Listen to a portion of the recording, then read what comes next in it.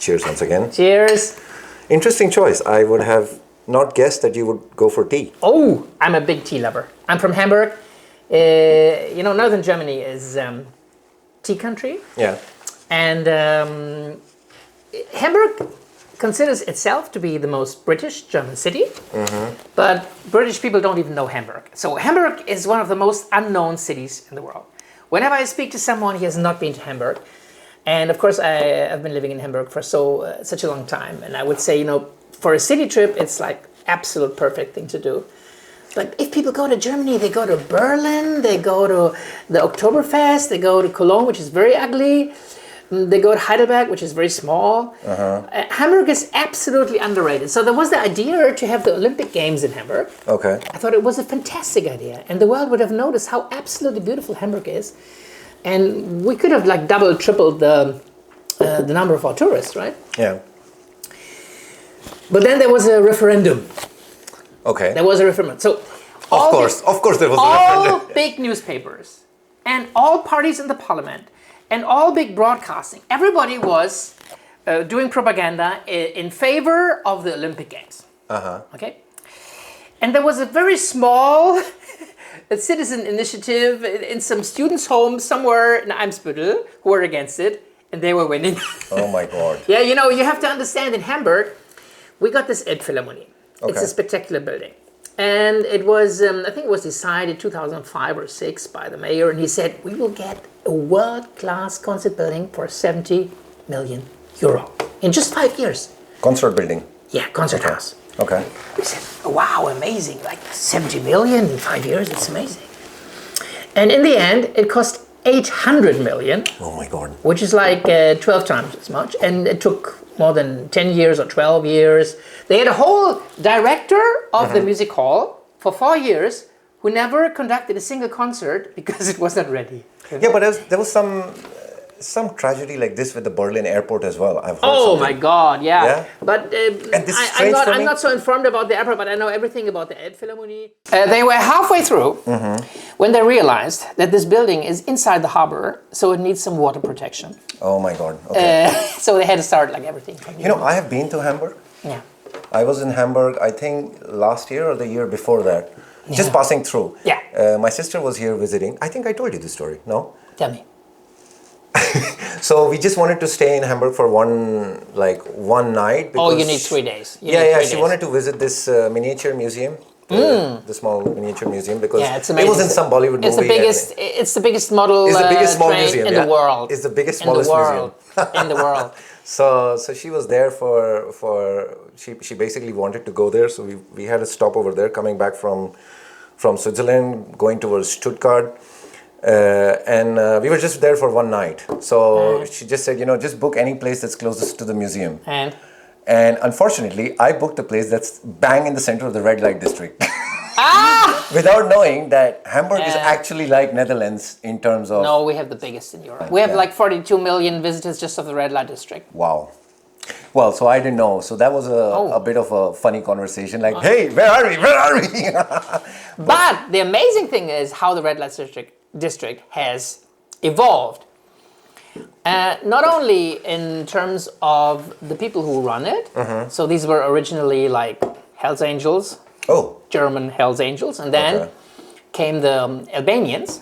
Kosovo Albanians, who were, of course, much more tough than the Germans. And then came the Chechens. Okay. And they were, of course, much more tough than the Albanians. So different ethnic groups taking over the whole thing.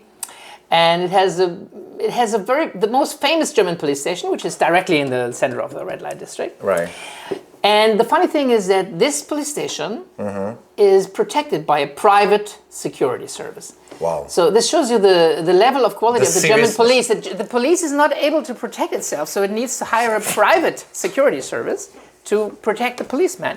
Because there is so much crime, of course, going on in the red light district, drug dealing and so on. Yeah, it's famous.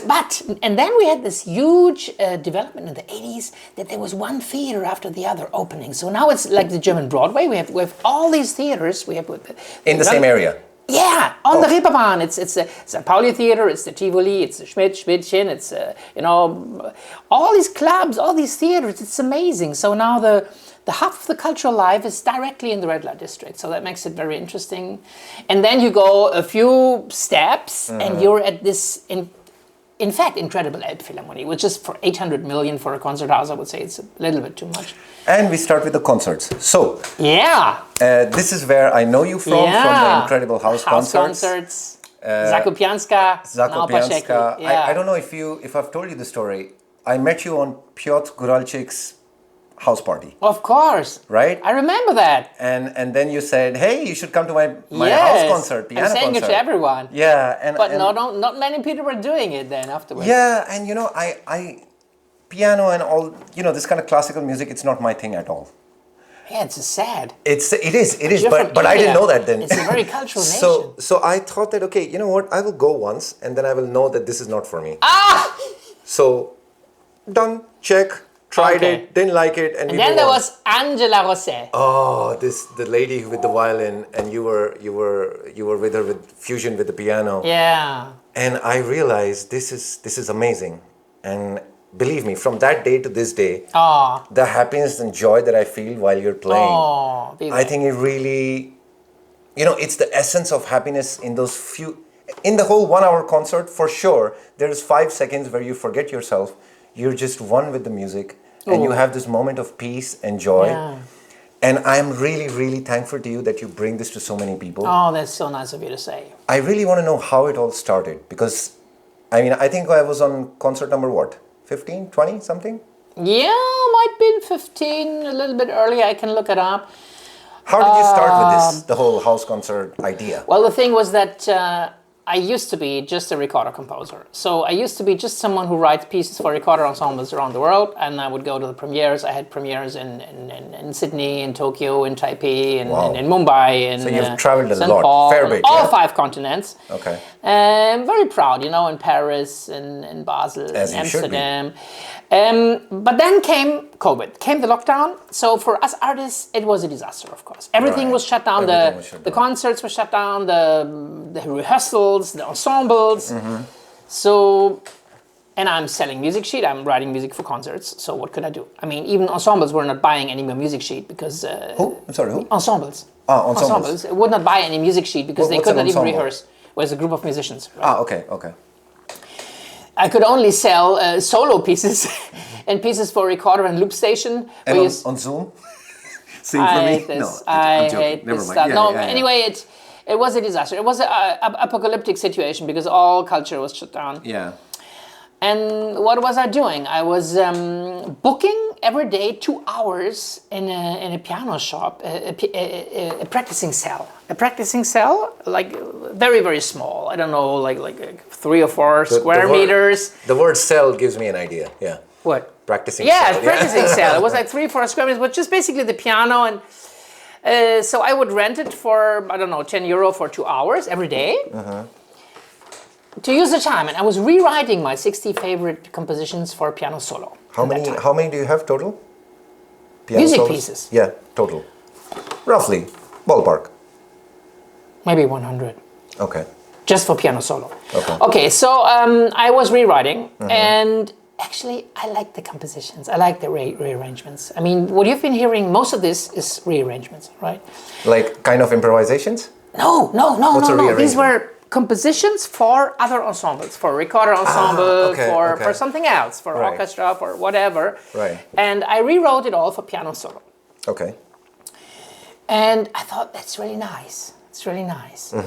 And then for some reason, it's too complicated to explain, there was some money and I was buying the grand piano. And then... The Fazioli. The Fazioli. And then I had this idea, my piano teacher, right, when I was a child, he was doing something that almost no piano teacher is doing. Okay. Most piano teacher would do like 2 times a year a concert, like in the summer and the winter. And then everybody would play, the parents would be there, and that would be it. But my teacher was different. Every second Thursday at 6:30, there would be something, what he called rehearsed perform, performance rehearsal, okay. Vorspielabend. So you should learn to play in front of people. So there would be like 20 chairs, and there would be his best students, and they would present the pieces they were just practicing.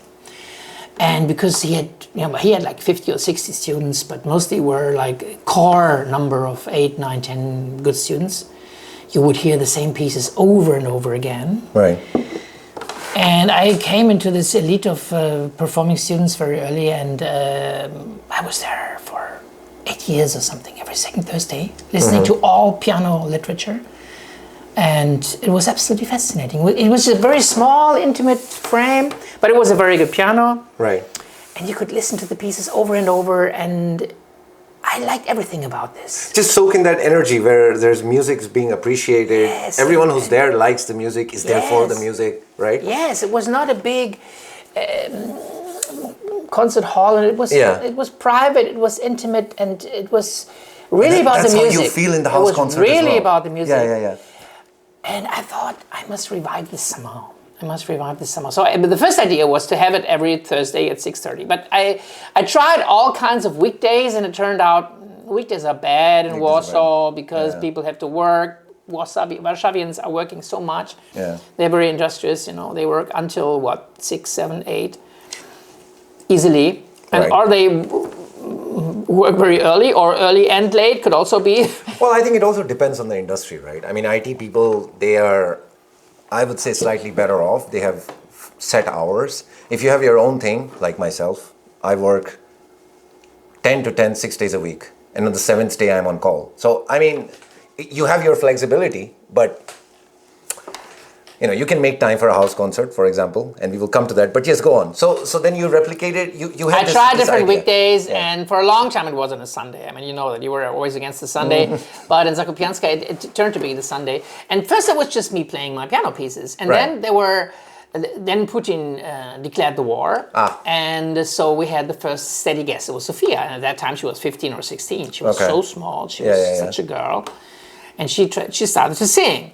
And then there came other singers. Then there came Andrew, of course, with the clarinet, and there were more and more musicians. So wait, Sofia and Andrew were, but Sofia. She was the first. She was the first to join. No, but the concerts were there much before the war.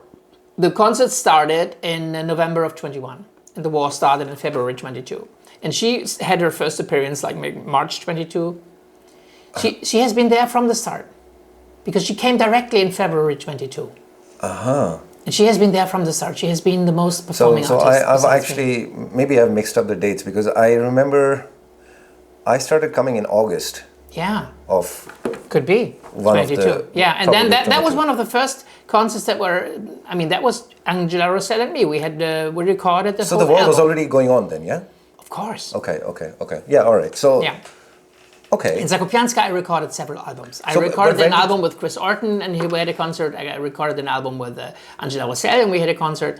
I recorded an album, of course, with Maciek, and he's nearly on every concert. Yeah, so what really, really strikes me, which is really beautiful, is that it's a free concert, but it is organized like a paid event. Like you have a list of performers, you have these printouts with the songs, the description, what inspired you, there's a break in the middle, the printouts are there on every chair, it's all organized, beautiful, glasses, Prosecco and so on, and it's really something very unique.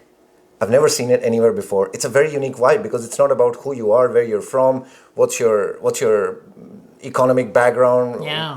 It really is all about the music. And it's something like a house party meets a classic concert. So if you have enough class and you enjoy art, you're welcome there. Yes. And if you're not in these two groups, then you're not in the Venn diagram of people who enjoy this concert. Well, 2 weeks ago I was at Philharmonia Narodowa with the couchsurfer from Taiwan. And maybe because I was with the couchsurfer, Chang Xing, it was the very first time in my life that I got to know someone on a classical concert.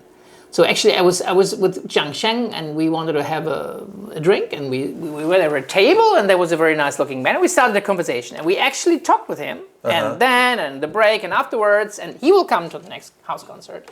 Wow. So usually you don't get to know people on classical concerts. You go there. It's a very You just sit there.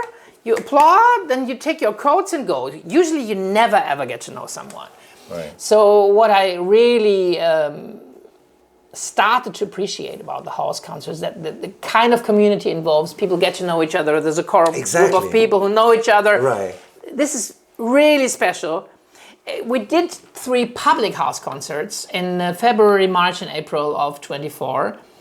And I realized that, yeah, and what was it? We were on a stage, it was professional sound and light. Of course, the pianos were very shitty, it was just a you mean the piano. one in Ursinov, then Ursinov, in Kulturalne Center? Kulture and Terminal Kulture Gottsbach. Yeah. And then after the concert, what was? There's the person who takes care of the building and says, look, it's 10 o'clock, you have to leave. So everyone takes his coats and leaves, and you have just the time to say for 2 minutes. Yeah, sure, let's go to the bar. Okay, but I'm going. No, everybody was going. Everybody was going. The whole social part, the whole party, totally gone. No community, nothing. Yeah. Only the community that was left over from the house concerts. But there was no space for such a community thing. And I realized, oh my God. And, financially, in Warsaw, I had so many artists on stage. Yeah. So even if you have you make 2,000, you make 2,000 zloty, but you have 40 artists. So what? 40? Everybody get. Yeah, well, in Józefski Dom Kultury, I had 40 artists. Yeah. 40. 40. Yeah. 14. 40. We had the dance group, right? Ah, right. Yeah. We had so many people there. Oh, yeah. So everybody gets 50 zloty. So that's not really a fee or wages, or there's not really. So there was so many effort, but financially it wasn't not sensible at all. And then the community aspect was missing. Right. So I was having all these crisis talks with Oriol and so on, and he said, listen. He persuaded me to start again the house concert. The private concerts. Oh, bravo to him. He's got some great ideas, this guy, yeah? Yes, he is. But I want to come back to this. So now it's 2021. Sofia is a regular over there, but you've built this community by posting on groups, on Saska and so on. Facebook. And Facebook has a big part to play in it, right? Yeah. And this is another thing. Like, social media gets so much shit for so many wrong things, but it's also a great thing because we have now built this community. It's true. Or you have built this community based on... with your help also. Well, thank you. But we have built this community based on the love of music through social media. And that's the part, I really want to know. So you felt this need like, okay, let's go and start, because that's an initiative, you're inviting strangers. Absolutely. And in a place like Poland where, people are a little bit skeptic about just inviting anyone at your home, and you were so open about it. And we, touch wood, there was never a bad experience. I never saw one. I've attended most of the concerts. Yeah. So I would know if maybe there was some ruckus once or twice, but there was never a, you know what I mean? Never a situation which needed to be diffused or a problem. So can you tell me a little bit more? How did you start with this? Okay, this is the moment where I'm going to start inviting? Yeah, I mean, we put it on all these sites, experts in Warsaw, Warsaw musicians, and then there are sites like Saska Kępa, and Bologna, and so we put it there. And amazing people were coming. I mean, such a positive selection of people, just like couch surfing, where you think, why are there so great people coming to me? And this is the same here. We got to know Da Ching, this Chinese professor for foreign policy of Japan, living in Washington, D.C. He was a steady guest, Yeah. He was amazing, and Ahmad from Iran, and we have Jamal from Yemen, and I mean crazy people, and Fritz from Germany.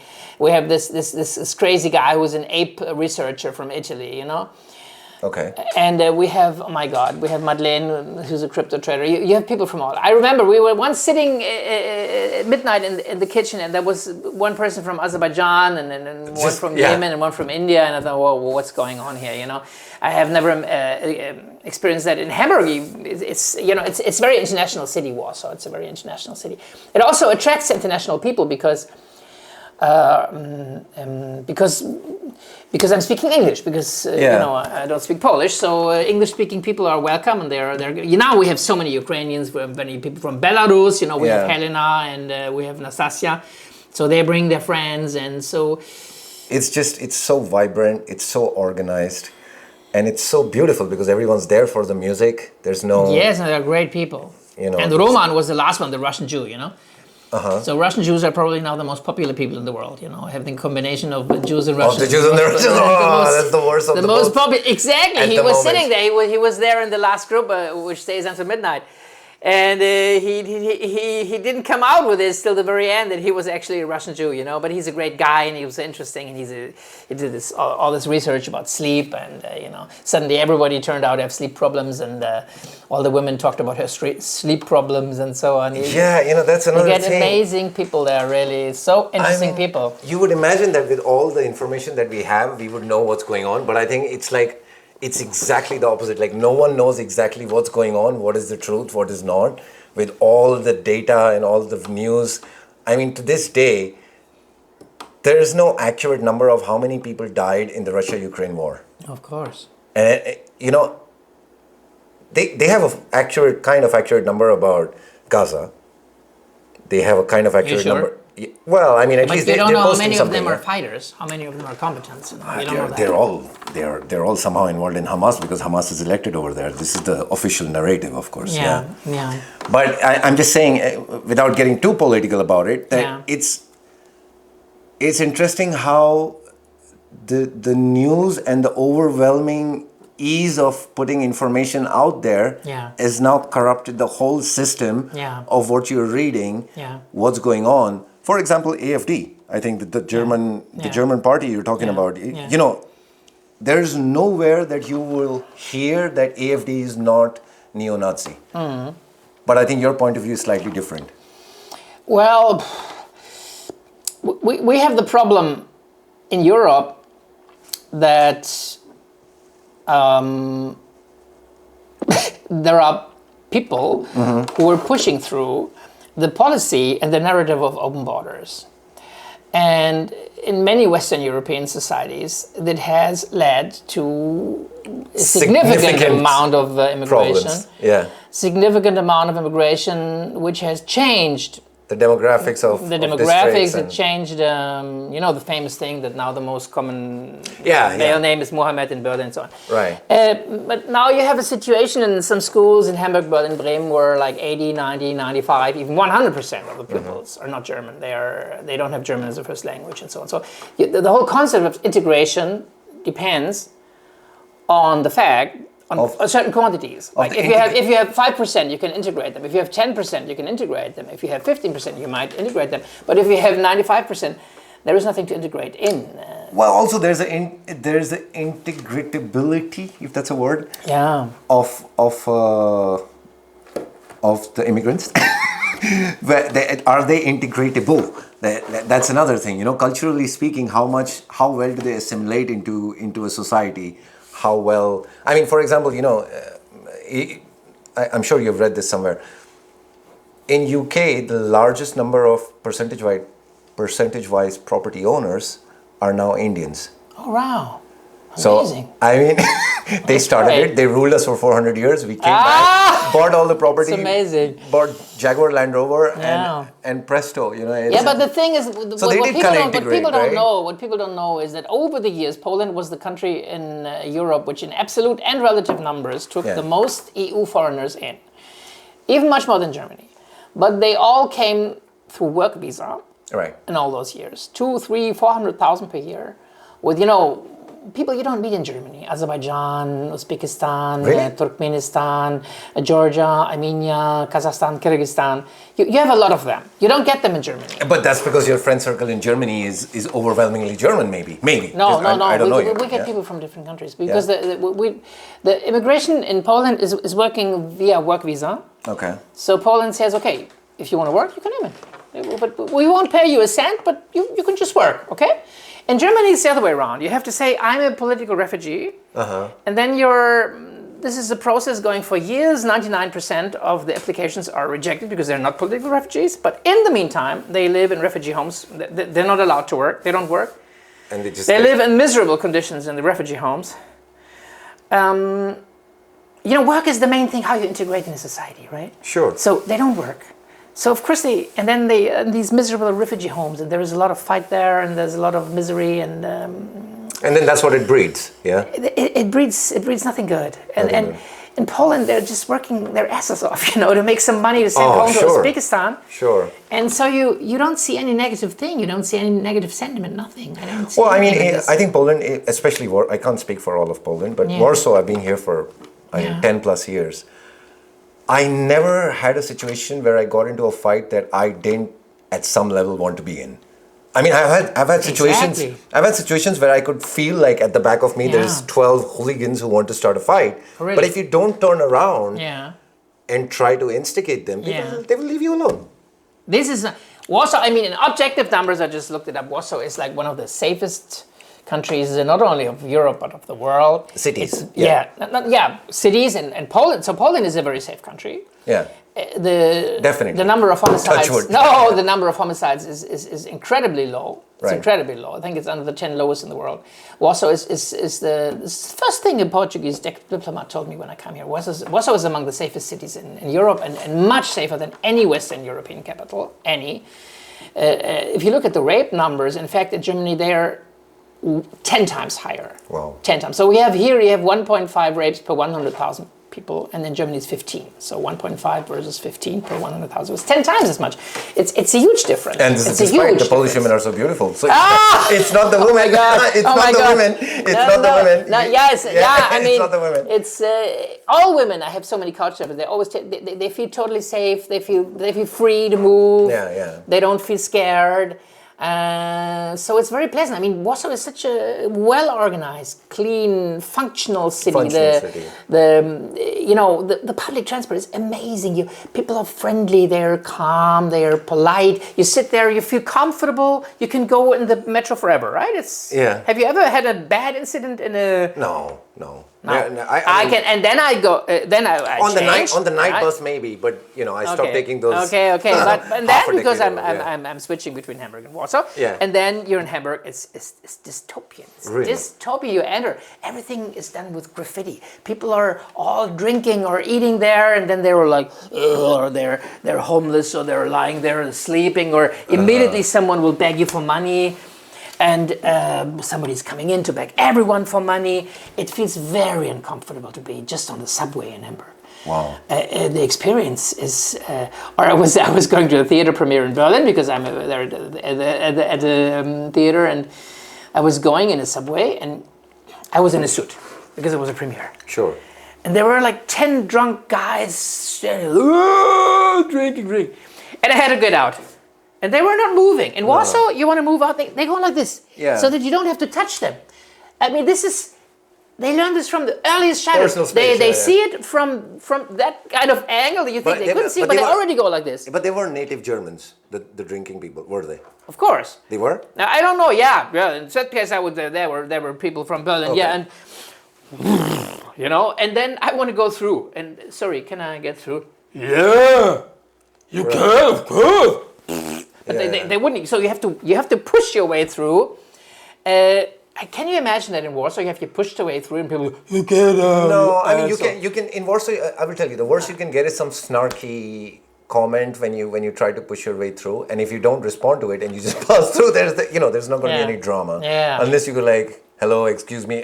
I mean, Polish people, they are so polite. I mean, they're amazingly polite. I mean, this is what they learn. This is what they learn from this earliest age. I even have problems because of this, because I have this loud laughter. So whenever I have a loud laughter in a restaurant or in a cafe, people are like... In Germany, people are surprised. They look. Yeah. In Asia, they look at me. They look at me like for some seconds. And then I remember one father, he was on the other side of the cafe. He was not even on the next table, he was on the other side. Then afterwards he talked to his children. See this man? Never be like him. Never, ever act so rude. Like he just laughed so loud. You're not allowed to do that. You understand? Ooh, I've had this kind of experienced people telling me, "Hey, I'm on public transport. I cannot talk." Yes, Yeah. you have to talk very low or soft. I mean, you know, I was in a restaurant with a woman, and there was a table with a family, and I was laughing loud. And there was a girl of the family. She might be 16 or 17. You would think it's a rebellious teenager. She wants to be free. No, she was fixating me like, "What the fuck are you doing? You're not allowed to laugh so loud." So loudly, yeah. With 16, you would think this is a thing that a grandmother would be doing, or somebody like that. But it was very, very amazing and positive in the lockdown. In the lockdown. So in Germany. So here in 1 year, because I'm a singer, I hate masks, I cannot breathe under masks, so I was avoiding the masks like hell. Okay. And I was avoiding them like hell. And so in Warsaw, I just didn't have the mask. And in 1 year, 2 persons asked you, stepped up to ask me, and it was 2 times it was older man. And they were talking like in a very soft. I didn't understand a word, but what I understood is they were very polite. Probably. But where was this? Like, what was the location where the one was in a Carrefour, and the other one was Carrefour, in the Philharmonia Narodowe. Ah, okay. So they stepped up to me. They talked, but right in a kind I understood, way. And then I put the mask because I know this person is important for him. Okay, in Germany. At that time, you enter a subway, mask on! Yeah, it was a little... Women in their 40s, women in their 40s, they would scream at you right away. Yeah. They would feel they're the policeman, like you really felt in an authoritarian state. I don't want to make the Nazi comparison because it's too difficult, but you felt like an authoritarian state. Every German was like the lockdown policeman, responsible for the incident rate in your quarter. And it was so bad. I was with Carolina, we're doing the house concerts together. We were in a subway in Hamburg. And there was an old lady. She came from the other side of the subway. She came like 20 meters. To tell you to wear wear the mask. You have to put on the mask. And Carolina said, "You know what? I cannot breathe under the mask. And I cannot use it. Then go out and walk by foot," she says to her. Didn't care about it. Yeah. Go out and walk by foot. I was so, knowing what the Germans did to the Poles in the Second World War and the Warsaw Uprising, killing 200,000 people just in Warsaw, doing this massacre. We talked about in Wola, 40,000 people. I mean, most Germans don't even know what they did in Warsaw. Knowing how incredibly cruel Germans have to Poles. And now this Polish lady does us a favor and visits us in Germany 60 years later, and what happens? She's been screamed at as she was a criminal because she doesn't want to wear a mask. I was so ashamed for my people. I was so ashamed. I mean, I think the whole world was kind of topsy-turvy. There were places where people were polite like about it. Self-entitling, Yeah, but no, it's rule following. It's not self-entitling. In their mind, you can follow the rule. You can follow the rule, but you're not the policeman who's. In their mind, they're following order, following rules. I'm sorry, following rules, and they're just enforcing, and they're saving lives with the mask. And that's that was the overwhelming narrative. Like, you are an asshole that you don't care about other people's lives. That's why you're not wearing a mask.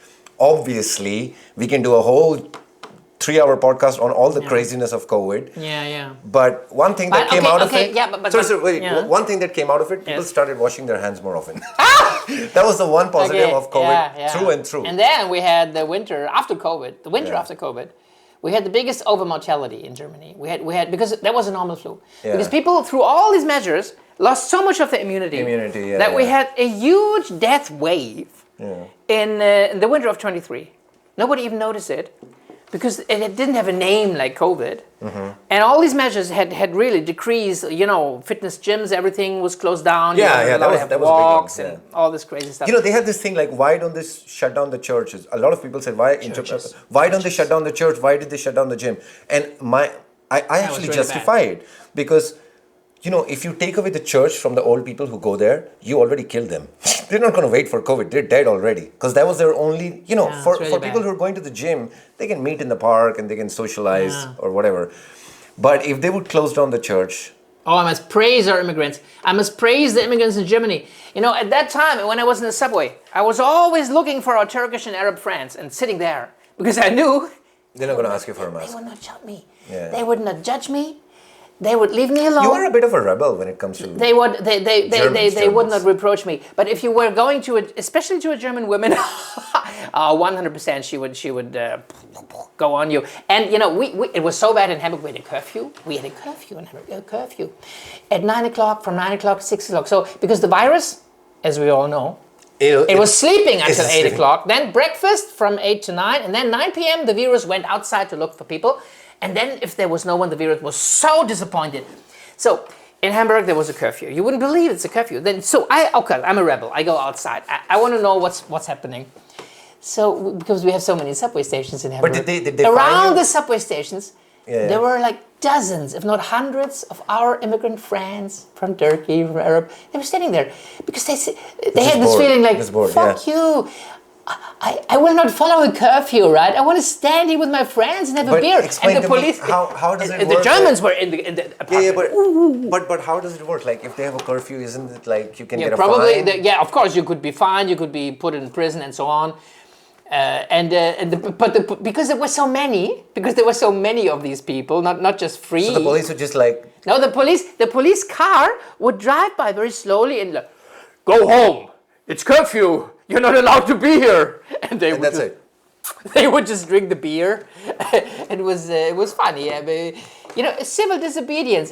You had that with Gandhi. If it's too many people, if there's hundreds, you cannot capture hundreds of people. So this really strikes me. You're very German, yet you're very rebellious. No. Danish How grandfather. do you Danish reconcile grandfather. these? How did you get these But two? what I wanted to say is that in COVID, the contrast between the Poles and Germans the contrast was so visible. Like Poles are individualists, hard-born individualists. So the main thing is, you do your business, I do my business. I don't interfere in your business. You don't interfere in my business. I respect you, you respect me. It's not your fucking business if I wear a mask or not. Yeah. And it's no my fucking business if you wear a mask or not. So this is the thing you could feel as a general approach in Poland, right? Mm-hmm. And then of course there were so many underground restaurants. There were so many people who just said, hey, back. We have a restaurant going in the back. You could always find a restaurant in lockdown in Warsaw. Oh, I've been to so many parties. I've never partied all my years in Europe as much as I partied during COVID. Yeah. I'm on camera saying Yeah. it. Maybe it's not true, Yeah. but it was so crazy because there was nothing to do. There's basically nothing to do. You could not do anything. You could only go to and think about the curfew. Now, normally the teenagers who would visit each other would go home. Yeah. Then, because of the curfew, they would just stay overnight. Yeah. So would that make COVID any better? Anyway. And we have the vaccines. We took the vaccines, and it turns out that was the biggest, the biggest fault of yours if you've taken the vaccine, because no one knows what it did to you. I still, now I'm wondering what it did to me, because I feel people are now much easily falling sick than they used to. Maybe it's just in my mind, but I feel like, now when the weather changes, like literally every person in that like 3 or 4 week period during the weather changes, everyone is sick to a degree. And interesting fact, this podcast was almost cancelled. Because the guy who was supposed to do this, the video guy, yesterday he called me, he's like, oh, I'm really sick. And I was like, you can't do this to me. I have 3 people back to back lined up. And then Sudhanshu, I called him, I said, listen, I save my soul here. Because I have people lined up and if I cannot, so he had to cancel a bunch of his shoots. And as you know, he's here. I know the vaccines are a very difficult topic. What I know is that I was forced to take the Johnson & Johnson vaccine. I was forced. Because at that time, of course, I was going all the way back and forth, Germany and Poland, and I needed a vaccine certificate, and the only one available was Johnson & Johnson for people under 70. And at that day, I got the Johnson & Johnson vaccine. The doctor told me, it was 12 o'clock. At 8 o'clock, you will feel terrible. You feel really bad. Yeah. Well, I said, hey, I'm so strong. It won't. He said, no, it's no joke. You will feel very bad. It was my son's birthday. It was the 26th of June of 21. You shouldn't have done the vaccine that day. We arrived at the restaurant. It's 8 o'clock. I said, Jakob, I feel so bad. I had to go home. And then I was 3 days knocked out. I was knocked out. And now the nicest thing is the Johnson & Johnson vaccine is banned in the US because it's too dangerous. It's since 1 or 2 years it's banned. I was forced to take a medicine that is now banned because it's too dangerous. I mean, just think of this. And do you know people are still getting my COVID? neighbor Dominica, she got do you know COVID. people are still getting COVID? You know this, right? I don't know. I get like friends get COVID and there's nothing. There's no isolation. Yeah. No one cares. It's. Yeah. I remember I got COVID in January 21. Do you remember I came with medicines to your place? Was that COVID? Yes. Was that COVID? No, wait. That was not COVID. No, that wasn't COVID. Oh, that was after COVID. But I remember when I got COVID, at first I was relieved that I finally got it. And second, my neighbor, Dominica, she also got it at the same time. And she had 3 vaccines and she got COVID 3 times. So definitely the vaccines were not preventing COVID. I mean, you know this from so many cases. And there were so many things which were really crazy, like I had COVID and I had a girlfriend and we were sleeping in one bed for all the time and she never got it. She didn't get it. Could you believe she didn't get it? She didn't get it. So you were not allowed to be, Yeah. you needed to have 5 meters of distance so the other person would not get COVID. Yeah. But when you went sleep, spoon each other every night and the other one would not get COVID. What's wrong there? Yeah, and that's what I'm saying. It was all a hoax. Anyhow, so no, I didn't say it's a hoax. I just say these are the things that make you think. Hoax in the Dominica sense- had 3 or 4 vaccinations. She got COVID all the time. My vaccine is now banned, and so on. So that's what I'm saying. I mean, I'm not saying it was not serious because a lot of people did die, especially in Yes. India. There was a lot of deaths. Yeah. But I think it was made into something that it wasn't, and the prevention measures that they pushed on people, I don't think it really worked. But For me, no. But let me say my yeah. takeaway. So I wanted to say Poles have an individualistic approach. Right. So and this is my approach. My mom, she's so afraid of COVID, and of course she can wear a mask even Right. inside. She was canceling Christmas. Okay, cancel Christmas. She was only going like in a kind of astronaut equipment in the supermarket. Okay, do it at 6 o'clock in the morning. It's fine. Everybody, she'll do what he wants. You only want the astronaut. You only want to be inside. You cancel funerals, weddings, birthdays, Christmas. Go ahead. Right. But I take the risk for myself. Sure. So let me take the risk. Sure. I mean, we let people take the risk to use a motorcycle, to use a car, to go skiing, to go climbing in the mountains. We don't stop them. We don't say you're not allowed to climb because there are 20 people dying every year, and 4,000 people are dying in the car traffic. And in India, it's probably a lot of people dying in the car traffic. Right. We still let people do it because we say, hey, you take the risk, right? You take the risk, right? So, and then COVID was not allowed. You couldn't take the risk for yourself. Yeah. You were not allowed to take the risk. I would go to a funeral and say, okay, because this person was important for me, I want to go to the funeral. Right. And I might get COVID, but I take the risk. Oh, you wouldn't even see the dead body in COVID. I think there was something like this. People didn't even see the dead. I wasn't. I was there. There were 2 funerals of friends. They didn't have COVID. They died of totally Right. different things. But I was not allowed to the funeral because at that time only 10 people were allowed in the funeral. So if you were not like the brother or something, if you weren't couldn't close say family. goodbye. And That's I know painful. from my father's funeral, it's so important if you're the son or if you're the wife or something. It's so important to see the people who come, who say, hey, he was a great guy and we love you. It's so important for you to get over the death, So to cancel funerals, it was over the top. It was definitely over the top. And everybody who wants to stay and says funeral is too dangerous for me, he can stay home. But Germany, it turned out in that crisis, is still just Germany is captured in a collectivistic approach. Mm-hmm. It has to be collectivistic approach. This is the bad thing about Germany. And especially about one topic, about every single topic, there can be only one valid opinion in Germany. One valid opinion. There cannot be debates. Everyone who was questioning the lockdowns and all the measures and the masks was a conspiracy theorist, was right-wing extremist, an idiot, uneducated, stupid, brainwashed. There was no interested debate. Mm-hmm. And this is the thing that Don't you think that was globally the case? No, because I was, I'm switching between Poland and Germany. And in Poland, people are open for discussions.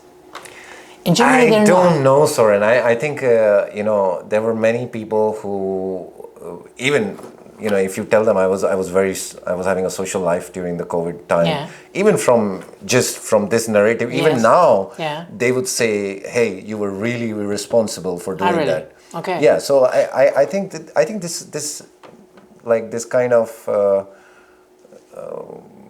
bipolar approach was everywhere, where Vivek, it's like. Now I bring my famous example. I'm always bringing in that context. So in the November of 2020, Okay.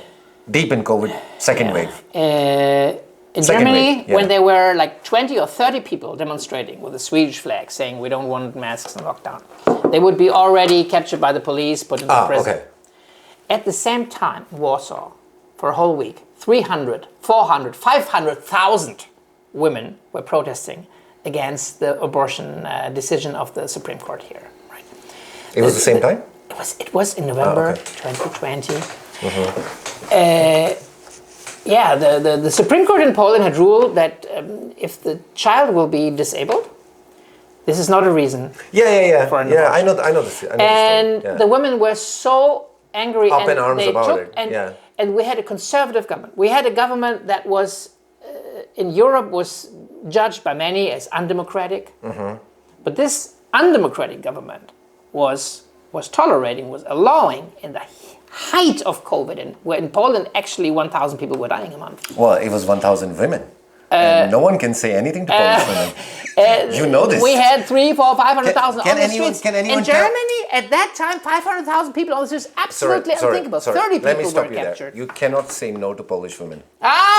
That's no, but you know what I mean. I mean, the contrast could not be more stark. Could not be. Let's come back. Let's come back a little bit to. I just want to praise this and one thing. The last thing, because in Germany, at a certain point, you needed vaccine certificates to enter a restaurant. It was here also.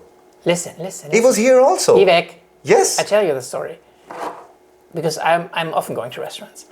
In Germany, they introduced. They introduced this duty, and they forced the restaurants to enforce it. And in the first weekend in Hamburg, 12 restaurants were closed because they were not fiercely enough enforcing this rule. In Warsaw, I was once asked for a vaccine certificate. But what happened? Many restaurants put these posters in their windows. We will not select our customers. And selection, of course, in Poland refers to the Nazis, and the government was lifting this after 2 weeks. Well, okay, so you have a very skewed perspective of COVID times. I have a different one because I even remember that before going to clubs, I would, they would ask you for swimming pools, for clubs. They would ask you for the confirmation that you are vaccinated, flights, all of this, everything. I mean, maybe it was not so strongly enforced, but then that goes back to Germany being very strict about rules, about speed limits, about parking. It's just a more strict place. That's why you love Germany in many ways, because there are rules. But when it comes to the rules that you don't like, you see what I'm saying, right? Overall, Germany is known, and German people are known for being orderly. But in Germany, wait. They're known for following rules. They're known for being, doing things the best in a certain way. And that's when it comes to COVID or when it comes to restrictions, crossing the road. I mean, I used to be in Berlin quite often. Yeah. And you would see like people crossing the street even when it's red.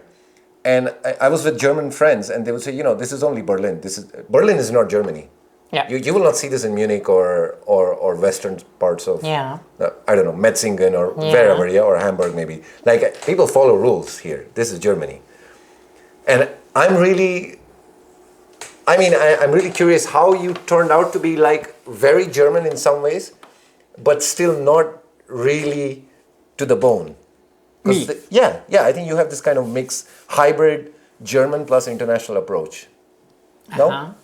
Well, I believe in individualism. That's I think it's also the core of the Western culture and civilization to believe in individualism, basically, in individual rights. I mean, why do we have constitutions? All individual rights were just put into the trash bin during the lockdown. I mean, this was so unconstitutional. It should have been the courts who said, no, sorry, you cannot take all individual rights from people. It's not possible. You cannot ban someone from going to the church. You cannot do that. It's your right to go to the church. If you want to endanger yourself, as I said, like with a motorcycle, like with kite surfing, anything, go ahead. If you don't, it's fine. So of all the places that you have played and traveled, which one, of course, Warsaw being part of it, which one did you say was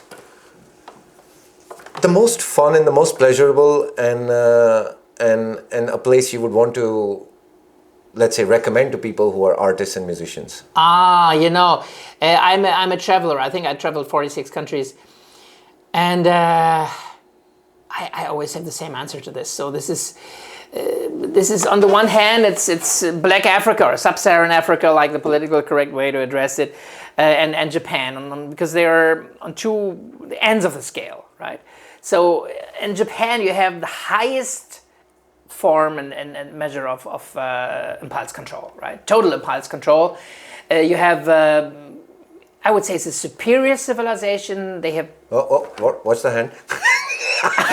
Your heart might go out. They have this is a superior civilization. They're too modest to point it out, but they have several years more of life expectancies than anyone else. They have the lowest body mass index in all industrial nations. They have the level of Mali, where people have this body mass index because they have nothing to eat. Yeah, but you cannot even sneeze or blow your nose in the subway or something. Yeah, in Japan, right? They are so disciplined. They have so much sense for beauty. They have so much sense of the museums, the concerts, the restaurants. Everything is so beautiful. The food, every dish has to have 5 colors, and they are so modest. It's the only country where I've never been ripped off. You have the feeling it would be so much against their honor to rip a tourist off, to take advantage of the fact that someone is a foreigner and doesn't speak the language. It would be so disgraceful for a Japanese. You cannot give a tip to a waiter. He would come to the street and give you back the 2 zloty because it's a shame to get a tip. Wow. And it is they put the effort until the thing is perfect and until everything is beautiful. So this country is so much superior to any other country I have visited. It's just fucking impressing. But of course, with the dark sides, What is the dark side? With the dark side, so they have this saying about life. Benkyo, benkyo, shigoto, shigoto, shin. It means learn, learn, work, work, die. So there's no pleasure, there's no party. I don't see anything wrong with that. Hey, work and die. So learn, work, work, die. So they have big problems to let go, to hug each other. I'm a hugger. I hug everyone. Right. And in Japan, because they just do this. Yeah, they have and personal spaces. They're terrible dancers. They're terrible dancers. I mean, they have the stiffest hips in the world. They cannot dance. Everything which is great in Africa, like music, dancing, drumming, physical things, flirting. It's like zero in Japan. It's zero. So it's in Africa you have everything you have in Japan you don't have in Africa, and everything you don't have in Japan you have in Africa. It's just they're so much. And you like both of these places, which are kind of opposites. Yes, because it's both. It's just fascinating. You just go into an African disco. The beauty of the movements is so stunning. You just sit there for 5 hours and just watch. Just like if you go to a Japanese museum, it's different because it's a performing art. It's a performing art. It's a body art. And how much effort they put into this, of course, into the hair and into the clothes. Japan or Africa? No, Africa. Okay. And then this overwhelming openness, this overwhelming friendliness. I was in South America. I was so disappointed. I visited a friend in Colombia, and the normal gesture of the people were like someone who's a slave, but he hates his master. The master comes and he pretends to be friendly, but he hates the master. So this, like withdrawn and this sleazy smile. And in Colombia? In Colombia, I felt it felt so bad. Right. It felt so bad. It's like they were colonized for 400 years, so they have this. You're the servant, and then still in these big cities like.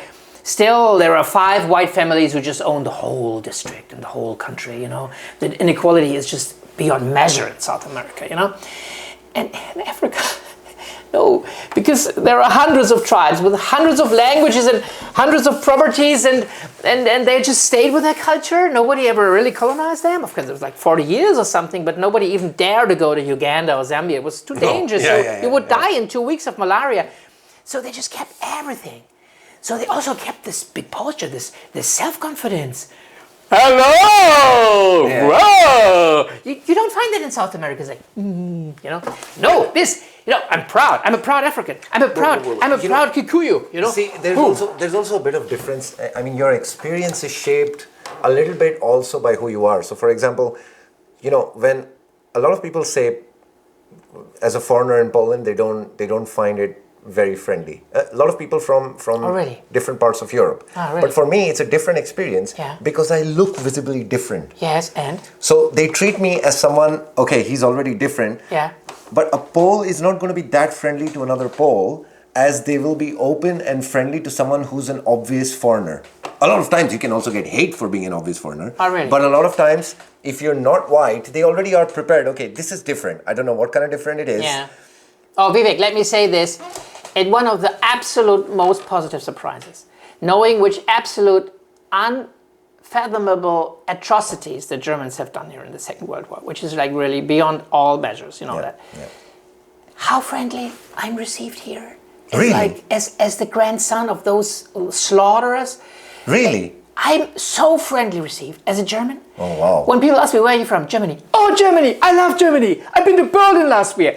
This is the absolute standard reaction. I love Germany, and I have been to Berlin, and I love Berlin. Of course, it's kind of funny because Berlin is not typical for Germany at all. It's not. And it makes sense. Poles love freedom. Berlin is a city of freedom. Berlin has like 60% of households are single households. Why? Because people won't have their sexual freedom, and you cannot have sexual freedom if you have roommates. So everybody lives alone. And so it's a city of freedom. Poles love freedom. Poles love Berlin. But how friendly I am received! I cannot believe it. My first landlords here, they were like treating me like a son. You mean the Zakopinska people? Yeah. Oh, really? Unbelievable. I had tears in my eyes all the time because I thought, my God, and I just couldn't believe it. I thought that there must be some. You go to Netherlands as a German. Oh my God! In my childhood, Netherlands, England. Oh, you know, you were immediately the Nazi. I mean, you were born more than 20 years after the war. You were the Nazi, and they could just beat them up. They could just destroy your car just because your parents or grandparents. But in Poland, it's just the opposite. I have not heard a single anti-German. Okay, now the one exemption now recently with a person I don't want to mention, but apart from that, no, it's unbelievable how friendly they are. I was in a supermarket and I needed to buy cigarettes for my son because the taxes on cigarettes are much lower, so the cigarettes are much cheaper here. And my Here son in Poland, was smoking, so he asked me to bring 20 packets of cigarettes. So I already knew I wouldn't be able, because I don't speak Polish, to Navigate communicate this to yeah. the woman at the cashier. So I asked the woman behind me in the queue, could you help me? I need 20 packets of cigarettes. I have a follow-up question for this, but go on, yeah. Yes, I will help you because you're a foreigner. And I like that there are foreigners in Warsaw, and I want to help you because I know there are people who don't like foreigners, and I will help you because I like it that we have foreigners here, you know. So it was You would so buy sweet. cigarettes for your son? Yeah. But it's an obvious, not healthy kind of habit. Yes. He asked me to do it. I'm the father. Yeah, but like as the father, you also have the responsibility to somehow protect him from doing things that are not healthy. No? But I'm an individualist, so But he's still, now 24. Okay, so Now he turned Muslim. So I have Now a no question. cigarettes, no alcohol. Yeah. So I have a follow-up question. If it wouldn't be cigarettes, it would be something worse. I don't know, some narcotic or something. That Well, I would not. I'm a drug virgin. I would not buy weed. I would not buy any kind of drug. Because it's legal and he wants to do it. I would buy alcohol. I would buy cigarettes. Yeah, of course. I'm an individualist. That's rare to see that in an Indian I family. would. You would never see that in an Indian family. Never, ever. It's not possible. I would tell him it's not good to smoke. Right. I would tell him not to do it. My I father- had many my- discussions with him. I told him not to smoke weed. I told him many times. He argued that weed is much, much better than alcohol, blah, blah, blah. Okay.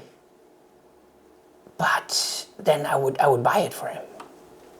I would do it. It's mind-blowing for me because my father doesn't like me waking up late. You know, can you imagine that? Like Indian families are they're just built different. And I mean, you know, let's say if you would be in this situation, if you would be Indian, your son cannot even tell you that he smokes cigarettes. Like, Wow. God forbid. Wow. That's No, the father doesn't have the position. Now, since he's turned Muslim, I have a much higher position. how do you feel about it? Because this is, you know, it's kind of really I mean, it's a community. I try to see the positive. The Islam is a very, very family-friendly religion. Okay. Family is very important. Like, family is everything, basically. Sure. Also a stable family, loving family, caring family, and I can 100% subscribe to that. For me, family is also like family and music are the two most important things in my life. So I can, and this has strengthened the family bonds. So since he turned Muslim, he calls me much more often. Right? He just called me this morning, and I said, "Oh, Jakob, I'm so sorry, I'm busy. Because I'm going to this podcast, and I don't." "Oh, Dad, you're always busy." I said, "Oh, I'm so sorry, Jakob." But he calls me. With my daughter, I write her a WhatsApp. "Julia, could we maybe talk next week on the phone?" "Oh, Dad, I'm so busy." You know, it's so hard to get her on the phone like once a month. Jakob, he calls every second, third day. I say, "Hey, Jakob, what's up?" "Dad, I wanted to know how you are." I say, wow. I mean, which father in Germany gets such a call? I would say near zero. Near zero. Your children don't call you to ask how you are. They don't do it in Germany. Mm-hmm. You were not laughing, but every German, I'm telling the story, they're laughing because it's not happening. And so this is definitely a positive thing. Also very positive. Look at how many people in Poland have alcoholic problems. I'm sorry, it's a cliche. The world over. Sure, Tell me one cliche that's not true. Unfortunately, it's true. I have even met many Poles who don't drink anything because they say my father was such a bad alcoholic. So it is a problem in Poland. So I think all in all for a society, it's probably better if it's banned. All in all. I mean, I like to drink a cocktail every 1-2 weeks. Individualist approach. Yes, I know. I know it's a contradiction, but I would still say if you have a rule, I mean this. Yeah. I don't think that they did much. I don't think that there's also a lot of scientific proof. You got it all. Yeah, sure, but like but alcohol has so many, and not only like think of the car accidents, think of the people who get into fights, think about people who are losing their jobs, their relations, thinking of people beating up their children. There's so many negative outcome here, and when I was with Carolina for 2 years because. She's a strict anti-alcoholic. So is she? She's strict. Oh, I never. So she doesn't want to be around someone who drinks alcohol. Oh. So in those 2 years, I didn't drink a single sip of alcohol. Do you think I missed it? No. We had a great time. It was wonderful. I don't think anybody needs alcohol to be happy. So I can just say the outcome is positive. So I didn't know that in Islam everything is haram, which is against health. So in Islam, because Muslims are smoking a lot. Smoking is haram. Weed is haram. I mean, having a TV alcohol is haram. Having a TV is haram. Having a dog is haram. Maybe I'm wrong. I'm not having researched a TV is haram. Sorry? Are you sure? I will ask Jakob. I'm not sure, but I've heard. Like I used to have a lot of. I mean, I still have. What is haram is to watch a movie where there's, for example, extramarital sex. It's haram. Well, I mean, in India, because extramarital sex is haram. We have in India a huge Muslim population. I think you're the second biggest Muslim country I think in the world after Indonesia. There's more Muslims in India than the population of Pakistan. There was some statistics. Of course. Maybe now it's of course plus minus, right? And just of course, Vivek, I'm a hard-born atheist. I believe in the principles of enlightenment. I believe in the human rights, in the individual rights. I believe that everything you claim, you should prove. You should bring empirical evidence. You should give a reason. You should be able to question it. While in Islam, the answer is why? Because it's in the Quran. End of discussion. End of discussion. So, of course, I am opposed to the principles of Islam. Yeah. But I can just, of course, my son is a Muslim now. I love my son. I have to see the positive. Yeah. I want to see the positive. I want to have the best relation to my son possible. But of course, there is a clash. There are a lot of things we cannot talk about, right? For example. So as I said, the whole religious approach. The achievement of the Enlightenment is that if the father says to the son, you have to do this and that, and the son says, why? You say, yeah, because it's important to brush the teeth, because otherwise your teeth will go brown and they will fall out. Okay, so you give a good reason. Right. And you don't say, because I say it. Because I say it. Right. Because I say it, is not accepted But how in is a that? culture which is based on the principles of European enlightenment. It's not just because I say it. Right, but in Islam, it's In because Islam, of- it's basically because the Quran says it. okay. So, end of story. So, no, because I said it to my son, it's a religion where apostasy is one of the 3 death sins. You cannot leave Islam. You're worth dying. You're worth killing. If you leave it, you're yeah, of course. It's apostasy. It's a death sin. wow. You're deserving death, and you can or should be killed. So if Muslims leave the Islam, actually what they're doing, they're not mentioning it. Because what is actually bad is to mention it in public. And the reason for this, because we are appalled by this rule. The fact is, because we say everybody is one of the most crucial individual rights, the right for your own opinion and your own belief. I can believe and think what I want. This is my most fundamental right. fundamental right. Yeah. Fundamental right. We would fight for this right. No, for them it's different because the Islam is not an individual belief, but it's a public order. The Quran, which I have read, it's a collection of rules, basically. The Bible is a collection of stories. The Quran is a collection of rules. So you deny those rules, it's like high treason. It's like being, like in Germany, anti-constitution. The worst thing you can say about him in Germany is he's anti-constitution. He's against the constitution. So it's a similar thing. You're against the constitution of society and state. The Islam is the constitution. Sharia. So it would mean you're but wait. anarchy. So does that kind of mean that you would support some form of Sharia-ish? Me? Yeah. No, of course not. Sharia is so bad. I mean, if you're gay, it's the same But that's thing. the I think. set You of can be rules, killed. right? That's the set of rules. Or like with the thieves, it's in the Quran. If you steal something, the hand is cut off. I was with Jakob in Oman. We had a guide who was he had studied Islamic theology. So we asked him. So it's true, right? The punishment in Quran for theft is Cutting off the hand. He said yes. And they do it still. Yes. And we said, but it's only practiced actually in Iran and Saudi Arabia. He said yes. We said why? He said, yes, because this United Nations, they pressured us. They pressured us. We don't want that, but... You don't want that? Yeah, we want to be in the United Nations. Oh, the UN. So I said, and the first time I thought the United Nations is not so bad, It's not so bad, but otherwise it seems very useless. It seems useless, but if they make just the people in Oman not cut off hands for theft, it's already a good thing, because I think it's a cruel punishment. It is. I don't like theft. I really don't like it. My bicycle has been stolen 7 times in Hamburg, but even if they were found, I would not agree in then losing their hand. It's not proportionate and it's cruel. So we have some principles in the Enlightenment. We ban torture, we ban cruel punishments, we ban unproportionate punishments, and so on. Everything of this, which Andreas Grotius wrote in the 17th century, for me is still valid. But unfortunately, in Quran is not valid because the Quran was written in the 8th century, long before the introduction of human rights, of natural law, and all these things, Vivek. Death sentence, for example, is of course allowed in Where is he Quran. right now? Where is he located, Jakob? Is he in? He's in Germany. He's in Germany, and he's practicing. He's going to the mosque 5 times a day. It's probably the most the religion which takes you in. I mean, in Christianity, you go to the church once a week, and in Quran 5 times a day. You see the difference. Yeah. So it's really a religion that takes you in. Yeah. Takes you in. Time management. So what I wanted to there. say to finish the story, that I told him you cannot become member of a club that you cannot leave, because that's the mafia, right? Yeah. The mafia is a club. You cannot leave the mafia, right? What happens to you if you leave the mafia? Yeah, you have problems. Yeah. You get killed. Yeah. So I said, you cannot do that.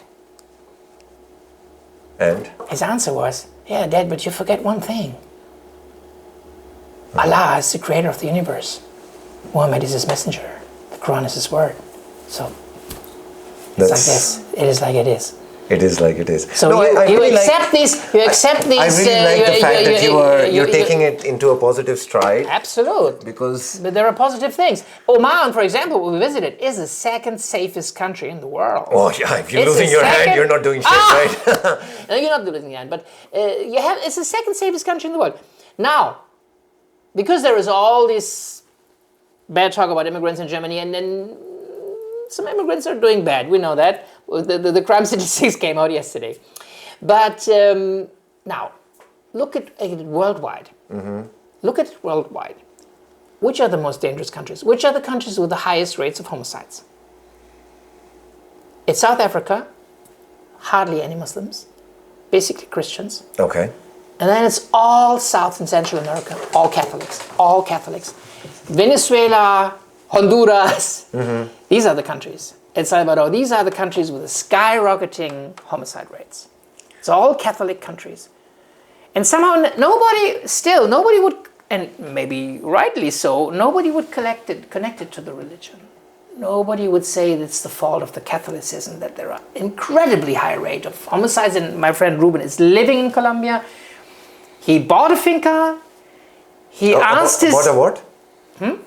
He bought a finca. A finca is a huge real estate with houses and garden. Right. And he hired the brother of his wife to take care of it. Now, 3 days ago, this brother received an SMS. Hey, you piss off. Pay up. You piss off, or we hack you into pieces. Okay, we cut you into pieces, my friend.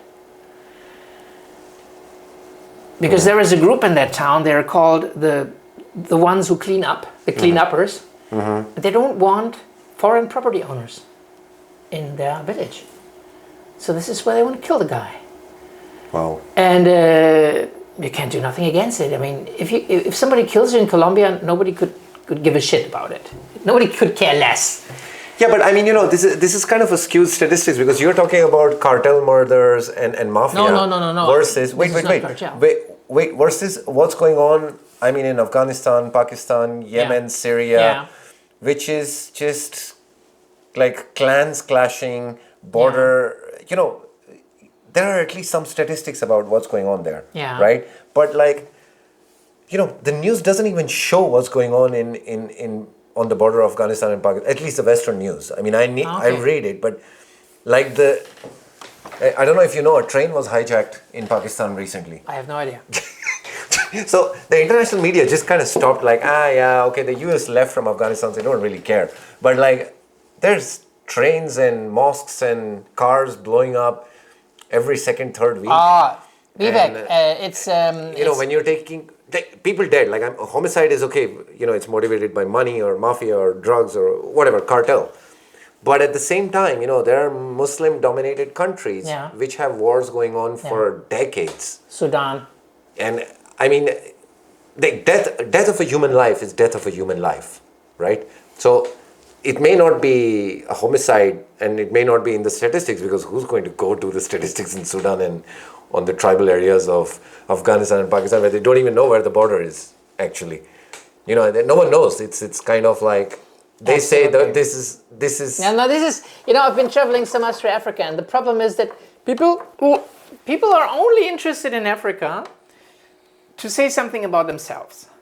So you ask I was an Airbnb host for 10 years in Hamburg. I asked all people about Africa, and they would say, "Yeah, Africa is poor because of us, because we exploit them and our international corporations."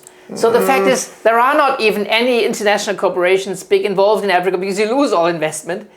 In Cameroon, for example, the only German investment was one German beer brewer. He was there for some years, but he was like ripped off by the local manager, and they even stopped it.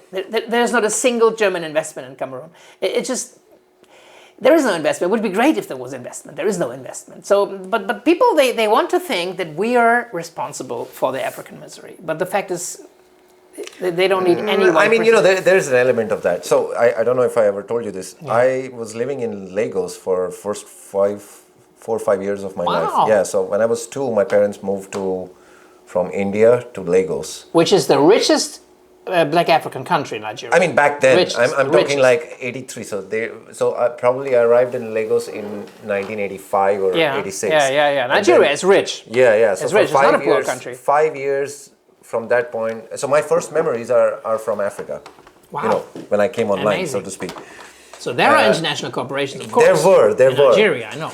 and then true. all of the political turmoil and all of that. So then we left, and then my father was working in Tanzania for a while, and then I was in Tanzania. Well, Tanzania is rather peaceful. Yeah, so I was There like are no maybe, corporations in maybe I Tanzania. was 19 or something, and we went through the safari and all of this. Yeah, and, wow.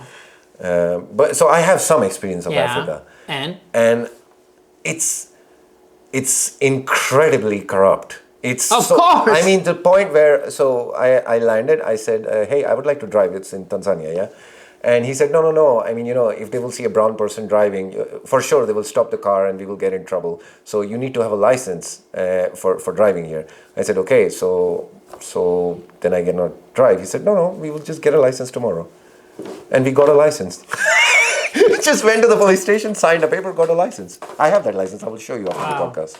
So, you can break rules and just pay your way through it. And my God. I was just giving a reading about Couchsurfing in Africa book in Switzerland. And I was invited by a very, very nice Swiss woman who is married to a Kenyan politician. Yeah. And she spends half of the year in Kenya.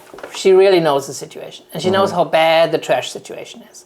The trash there is really bad. There is no proper trash burning in Kenya. So she brought in a Swiss expert who was an absolute expert in how to do a sustainable and great and affordable trash burning and to install such a thing in Kenya. And because her husband is a politician, they actually got an appointment with somebody from the ministry. So they went in from the ministry to suggest that this Swiss expert would build something there for, of course, special price and so on. Sure. The first thing the guy asks is, okay, what's in for me? What do you mean? Yeah, what's in for me? How much money do I get? She says, you don't understand. It's not about you getting money. It's about the ministry trash problem, paying to solve the trash problem. No, everyone here comes for trash. First offers me money. Yeah. This is, so I don't think Can you imagine that? It was this chutzpah. The first thing is, how much will I get? Yeah. It's unbelievable. And I think this is one of the key factors, because Africa is so rich in resources. It's so rich in resources, but nothing, because I mean, some of it they just lose because their internal squabbles. No one wants to get into it, and what I wanted to say in the beginning is people want to talk about themselves. People want to say how bad Europe is and how bad they want to feel guilty. They want to feel guilty. Now my daughter, she just made all the same experiences. She just went there. I said, you know what? Where? My daughter was doing research in Tanzania and in Moshi about the situation of the clients in this psychiatric clinics, which was, of course, absolutely disastrous. Oh my God. Absolutely disastrous. And they are just locked up in rooms, and they cannot even go outside. They cannot even go in a garden for 1 hour, like in a prison. They cannot even go in a garden for 1 hour a day. They're just locked up in the room. So she was making this initiative and saying, okay, I make a contact to a Rotary Club in Germany, and I try to get money so that we get this garden, just a small garden, so that they can just go outside, just a little bit better life, And okay. And she said, okay, but the Rotary Club, they ask for plans, so they ask for a cost estimation and plans. Sure. They wouldn't deliver plans, the plans are somewhere. Yeah, I need the plans. Yeah. Can I get the plans? Sure. When? Yeah. Soon. So African time. African time. Yeah. So now she told me that after 3 months they delivered the plans. But let's see how it goes on, because it's incredibly slowly. It's, as you say, it's incredibly corrupt. It's incredibly lazy. It's incredibly inefficient and dysfunctional. And You've been to India, right? Yeah.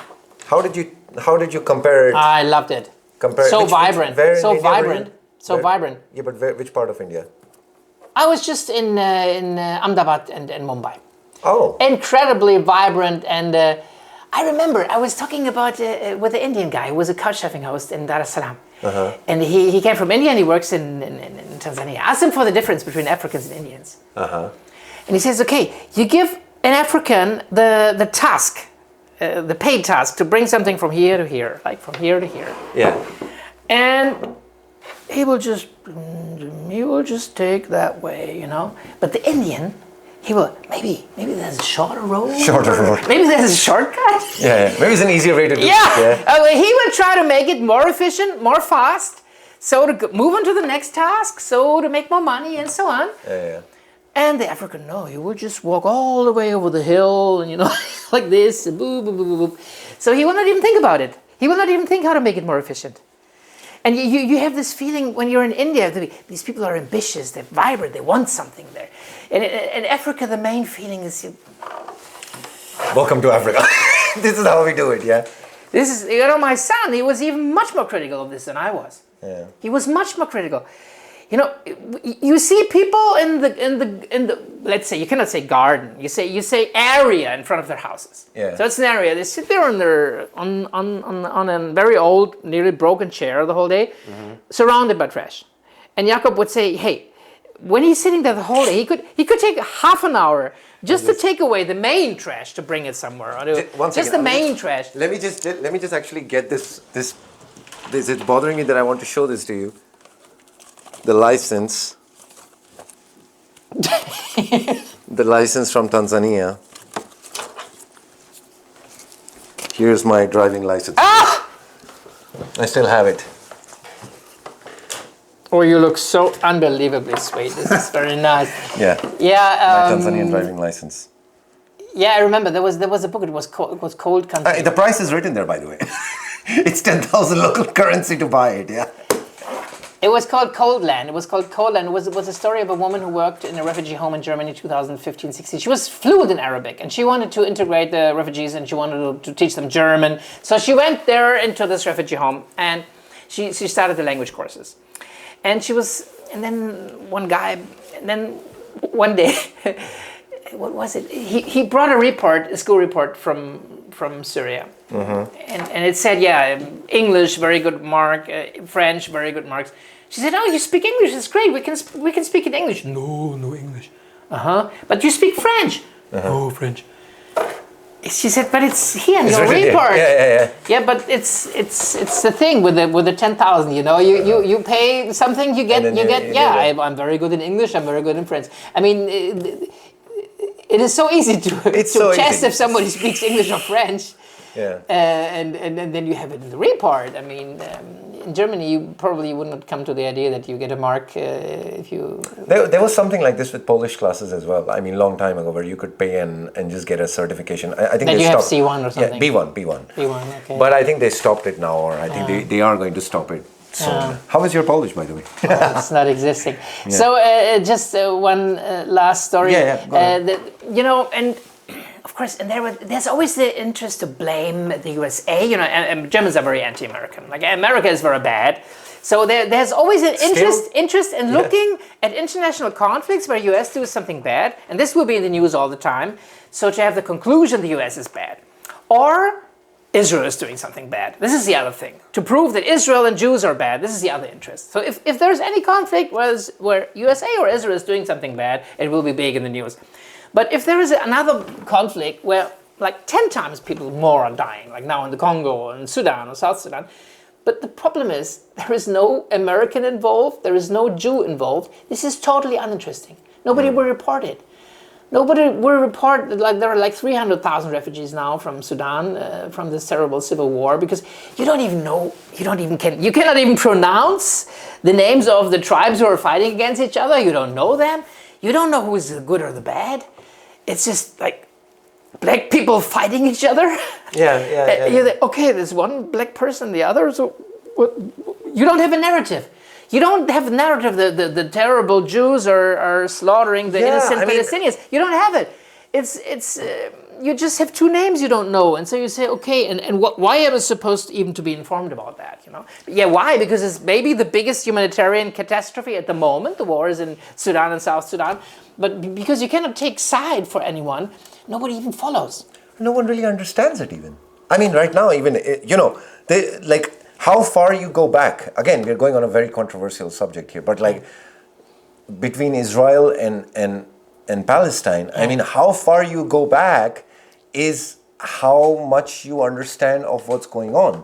Yeah. If you go back to 7th of October, of course, there's no one worse than the terrorists that took these, 200 hostages. Yeah. But how far are you going back with the narrative?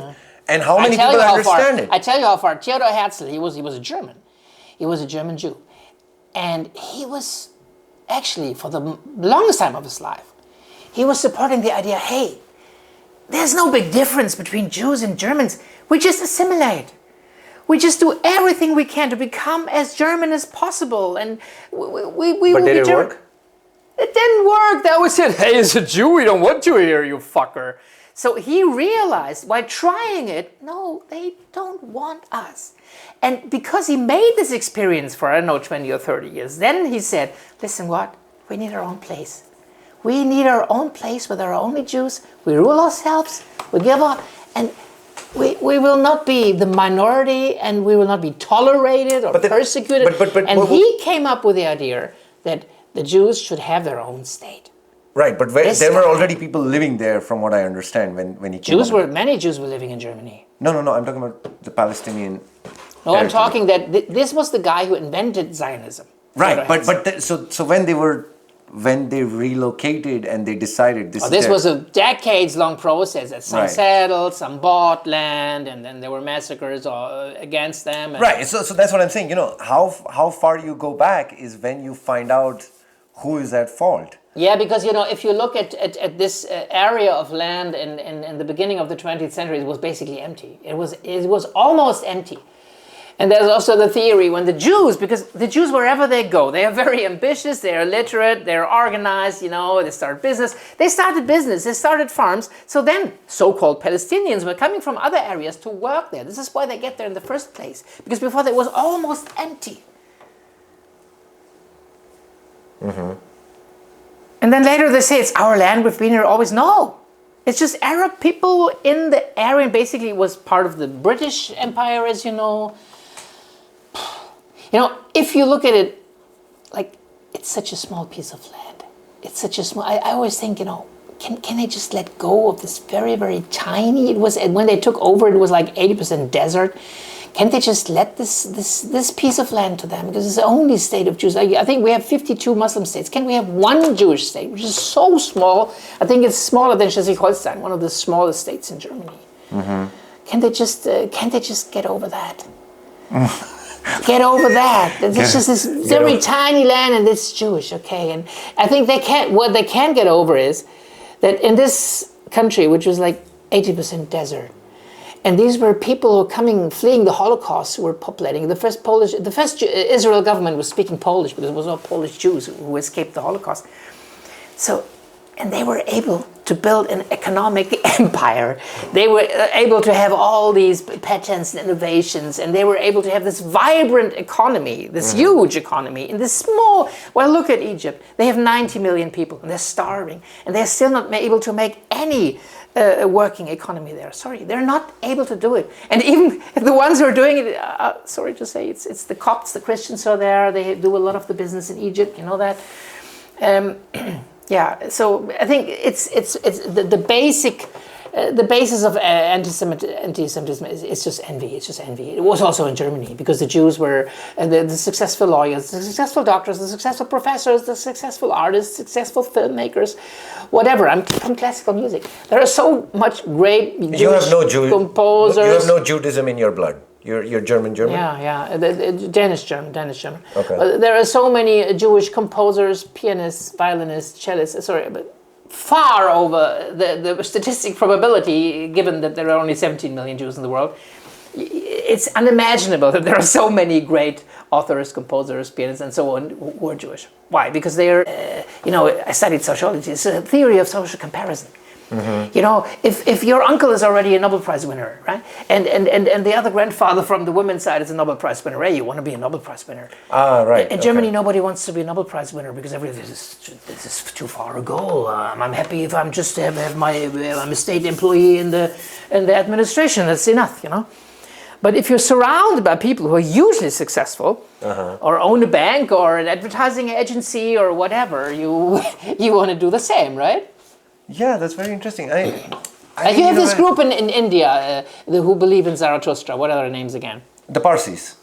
The Parsis, yeah. I know what you're talking about. Yeah. Tiny group, 78,000, 80,000, but the Tata group, it's Parsis. Tata group. And many Indian film actors and script writers. Tata group is huge. And yes. Tata group, just one Tata group, their net worth is equal to close to the GDP of Pakistan.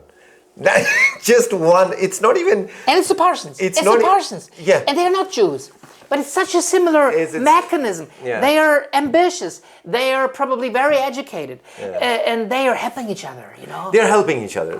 But that's also, see, that means that you somehow alienate the others, because if you have an opportunity and you will only give it to that's kind of, isn't it, that kind of is like selectionism, bias, racism is just because you're not doing it. You're just helping your own people. Hold on. You're helping your own people, but that means you're cutting out someone who might be more suitable for it, but you're going for someone who's your own type, and hence the. Yeah, but okay. If you're wait. That's what breeds the hatred against them, because if there's 3 people for a job, right?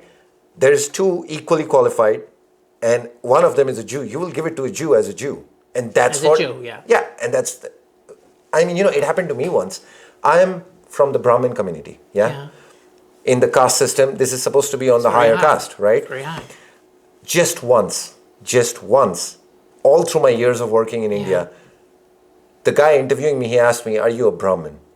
And I was so shocked because it never happened to me in corporate culture. Yeah. And I said, "Yeah, I am." He's like, "Me too." And I was selected. And that was based on my caste. Yeah. I was happy for it.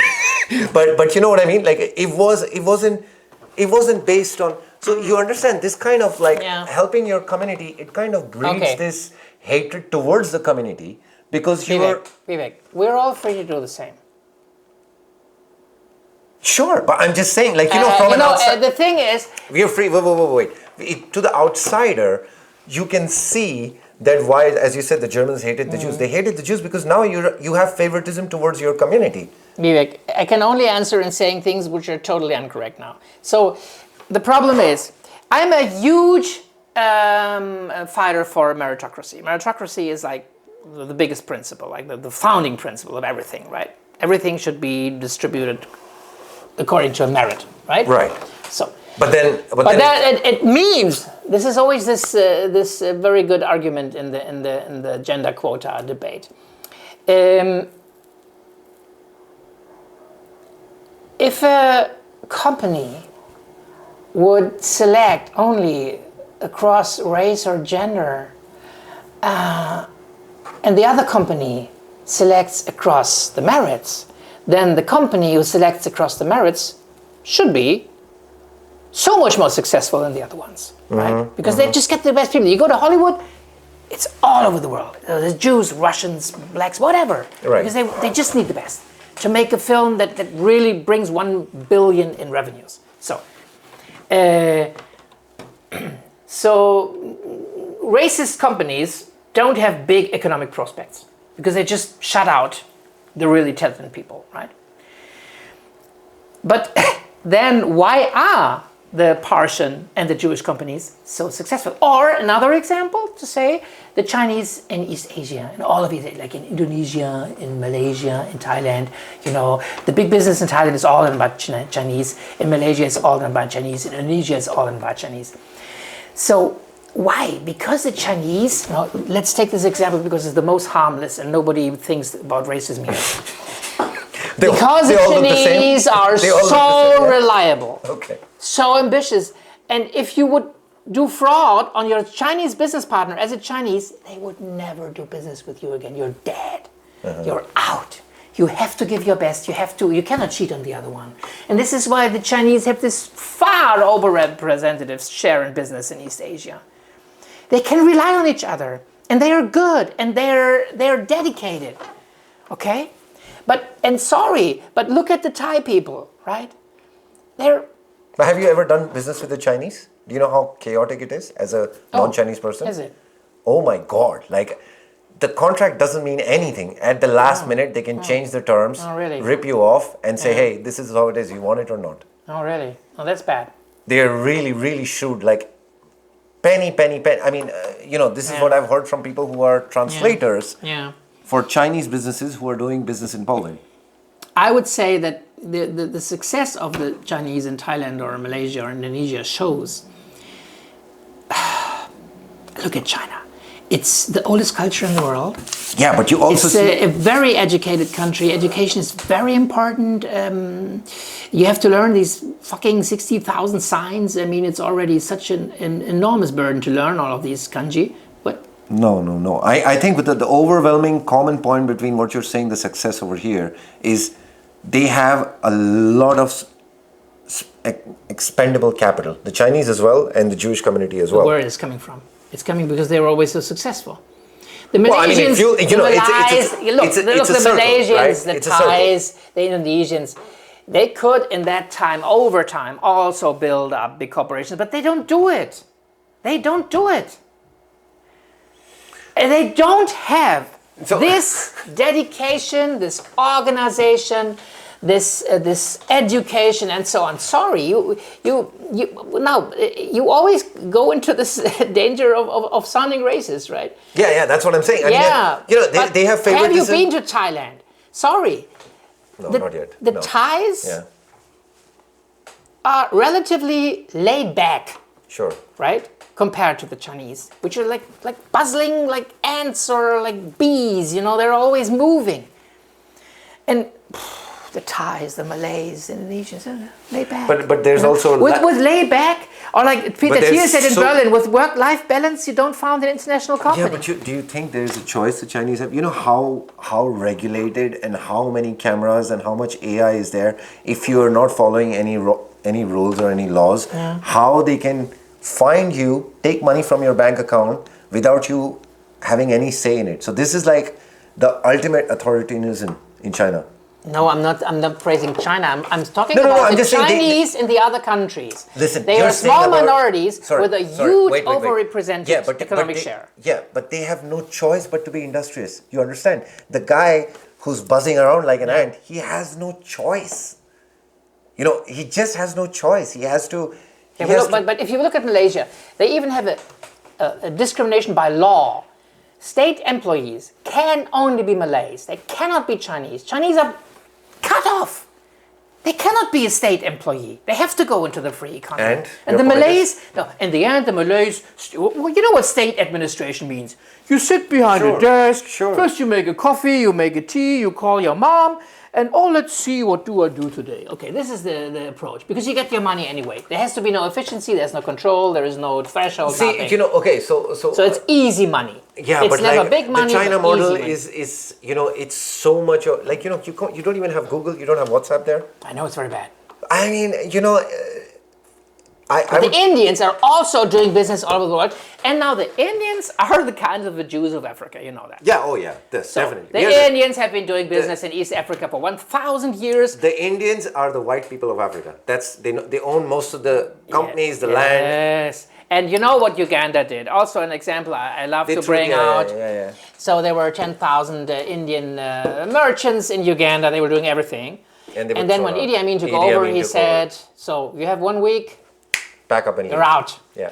Do you think this helped develop Uganda? I've seen a documentary on it. It went south very, very quickly. Very quickly because they were not replaceable. They were just Maybe a story you don't know, which is interesting. Not all of them were leaving. Mm-hmm. Some were staying. And? You know the story? I read an interview with a guy. They were killed. Many were killed Listen. Or arrested. So after 1 week, and then they were not gone. So Idi Amin arrested them. He got them on one hill. Uh-huh. He made them stand there, and he talked to them. Uh-huh. And he said, listen, I told you to go, and most of you went because they're cowards. But you stayed. To my respect. You have some courage. You have some balls. What's the source of this story? Is it on? It was the interview of that guy who was among them, who stood there. Okay. He was so surprised by the speech of Idi Amin because he actually expressed respect and said, "You're the one with balls. You're the good ones. The other one just ran away. Just ran away. Yeah. Pussies. But you're great." He was even. But of course, they were all expropriated. And he now, after 20 or 30 years of juristic trial, he finally got his land back. He got back what they were expropriating from him. But it took endless, of course. He was just consistent. But what I wanted to say, the Indians is the same thing. They know each other. They know how to do business. They did the business. When they were expelled, the business was just collapsing, right? Just like when in Zimbabwe, when they killed the white farmers and they chased the white farmers down.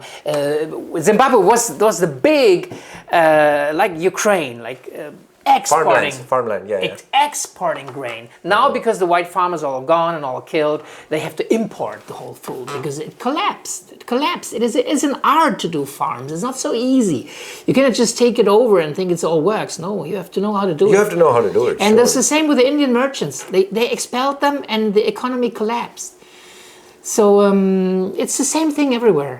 It's so easy to talk about inequality and discrimination and disadvantagement, and but you need people who actually do the work. And these were the Indians in Africa, and these were the Jews in Germany, and these were the Parsians in India, and so on, the Chinese in Malaysia, the Chinese in Bangkok. They are doing the business. They are doing the work. It's hard work. And you're a businessman. You know how hard the work is. Yeah, sure. Thai people, they like to go to a shopping mall and to publish selfies on Facebook afterwards. They are not the most industrious people in the world. I'm sorry. It's the Chinese who are doing it. There's two ways of living. You can say you work to live or you live to work. Yeah. I mean, I feel overwhelmingly, I feel China is a very, because we don't really know exactly, I mean, I definitely don't know what's going on there. And I know about the heavily regulated policies and everything. So I bad, cannot you cannot really, even access Facebook, you cannot access... Yeah, I don't want to move to China. China had the worst lockdown ever. We were copying the lockdown from China. So that was a bad thing. I mean, it's... No, it's an authoritarian state. I told you I'm an individualist. I will never speak in favor of an authoritarian state. I was just trying to tell the story why the Jews are so much hated. Why? Because they're successful and because they're dedicated and ambitious and literate. But they're choosing only Jews to do business with. They're choosing Jews to do business with. And so it kind of has to be a balanced approach where I believe that they should not, this is their choice, but they have this bad rap or bad reputation because they are selecting only Jews to do business with, which means the money stays in the music. There are, of course, money stays in the community. For me, for example, even for the podcast, I'm not really like, if I'm doing some business, I'm not necessarily looking for a podcast, for renovation, whatever I'm doing, I'm not looking for buying services only from Indians. I'm going to go based on quality. Yes. I'm going to go based on price. Of course. Not based on, hey, you're my community, so no questions, let's do it with you. And of course. It's like the gays dominating the German comedy, right? So what does it mean? It doesn't mean you cannot make a career in German comedy if you're not gay. But it means that if you're gay, it helps a lot. Really? Of course, it helps a lot. Because the central positions are distributed to gays. They have the big theaters, they have the big TV shows. So it helps. Wow. It to an extent that I was always going to a mixed comedy show in Hamburg because a friend of mine was a host. So they had 4 artists, and they were four of them were gay, and then it kind of becomes boring if there are only gay artists. So the last of them was so funny. Was then a gay who pretended to be heterosexual. I mean, I knew him privately. I knew he was the most guy person you could imagine. And he was telling jokes on the stage about him and his wife. I thought, what are you talking about, you and your wife? You never had sex with a woman in your life, man. What are you talking about? Gay. Platinum gay. Platinum, what is that? That's if you've never been in a woman, I think that's platinum gay. Okay. Like so it was really funny. Now, as I said, you certainly can make a career. It's just you will support each other. The gays are... How can I be angry at gays when they... what I really like about the Polish people is so before Poland, I was living in Czech Republic. That's when I came to Poland, right? And there's a contrast between the Poles and the Czechs that, I mean, historically, there's, they suffered the same kind of things, like first the Germans and the Russians. But I feel like... What's the difference? The Czechs are a little bit less emotional. And the Poles are a little bit more emotional. So when you are... The Czechs are less emotional. I think the Czechs are less emotional. And you can have an experience of complete like you don't exist. If you ask someone for directions on the street or something, they will just look through, like literally, they will just look through you while you're talking to them and just pass like you don't exist. Wow. And it's normal. I mean, they just don't want to be disturbed. That's, you do you. It's like the... In the Czech Republic. Yeah, it's the epitome of individualism. Yeah, they don't want to help and they don't want to interact with you, so that's just what they're going to do. It's nothing against you as a person. And in Poland, they will give you some reaction. They will say, hey, I don't speak English, nie mówię po angielsku, or they will just say sorry and move on, or they will really try to help you. Normally they help. I mean, I've had a situation where, I'm talking like 11 years ago, I was in Rondo, Washington, and I asked someone for directions, and this girl, she told me where to go, and then I'm standing there, and she came running back, hey, sorry, I gave you the wrong directions, you should go on the other side. And I was so touched by it, because it's, I was coming from Czech Republic, where they would just, like, you don't exist for them. They're really helpful. So there is of course, this is a negative side to it also. You can get some kind of negative comments, some racist slur, whatever, but overwhelmingly, I would say, touch wood, I've had only good experiences with Poles, mostly. Great. Yeah. Very helpful, no matter where, no matter we are talking about urząd or government offices, police, everywhere. Only positive experiences. Wow. If you're respectful to them, they're respectful to you. I speak some Polish, so that helps, obviously. That's great.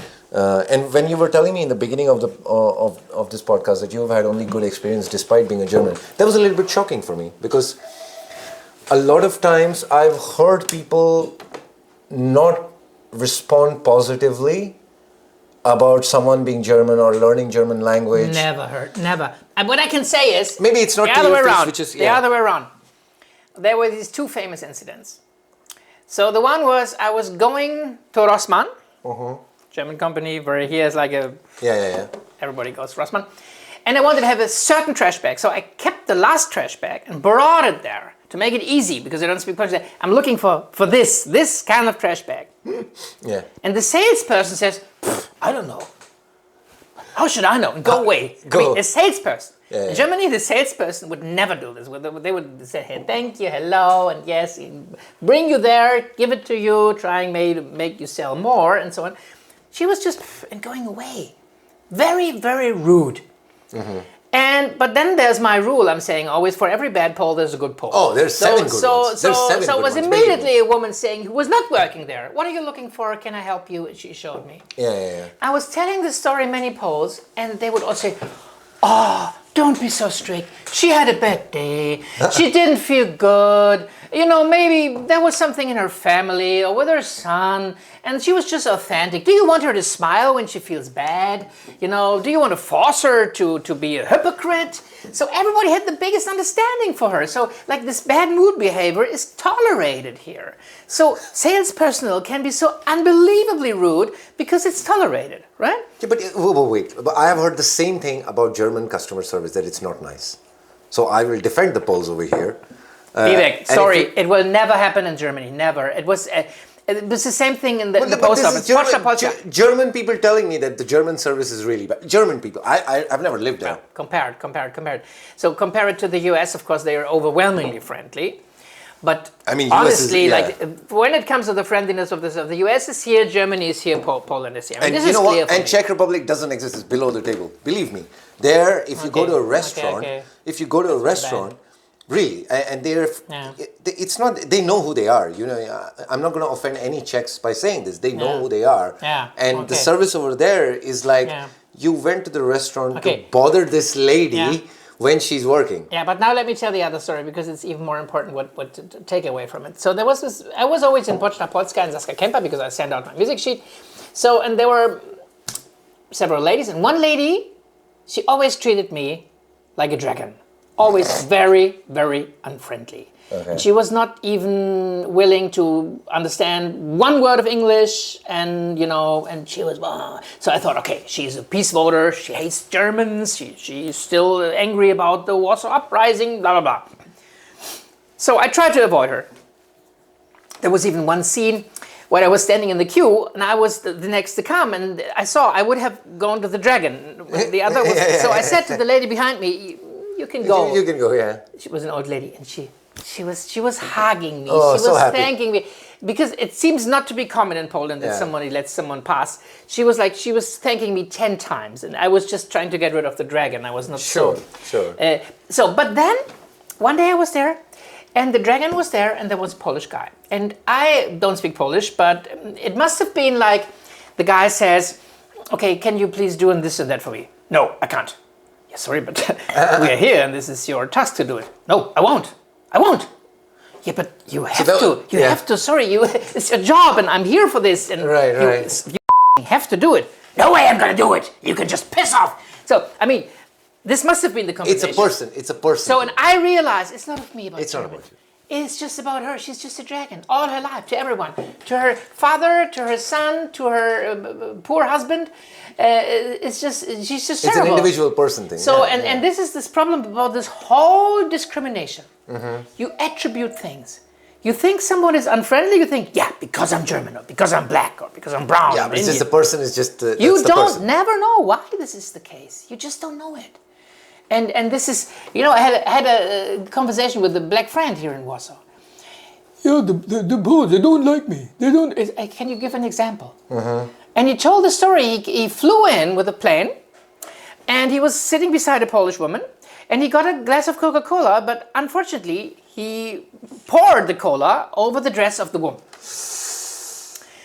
And then he complained that the woman was angry at him. I said, listen, this has nothing to do with that you're black. This has nothing to do with who you are. It's not about that you're black. It's that the Polish Coca-Cola, people love their dress. And it's really shitty when Coca-Cola, which is deep dark brown, is on And your sticky. dress. It's sticky. It has absolutely nothing to do with your nationality, race, what religion, whatever. But it's because I'm black. This okay. is the So problem.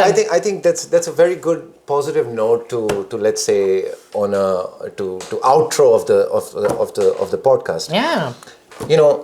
If you have some experience in Poland, and if you have some negative experiences in Poland, Just tell you're German and they will be very friendly. or it could be just the person. There are idiots from every country. There are people who are not nice. They can be Indian, they can be Polish, they can be German, they can be Nigerian. So it's not really a nation thing. It's just you had the misfortune of having to interact with someone who is having a bad day, who's naturally not nice to people. And I think that's a positive takeaway, because in my experiences, overwhelmingly, and I think same as yours, most Poles are very nice, Very and they're nice, kind. very modest. If you also approach them with an attitude of that you're a foreigner and you're expecting them to meet you halfway. And if you expect them to speak English to you and to treat you, I don't know, as the king of the world, obviously you will get a negative response to it.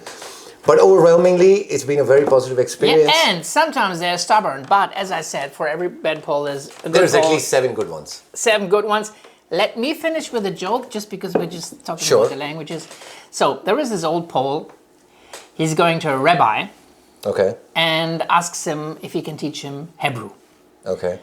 And the rabbi says to the Pole, well, may I ask how old are you? He says, yeah, I'm 85. So you're 85 and you want to start learning Hebrew? Yes, Rabbi, I want to learn it from you. He says, okay, sure, but why?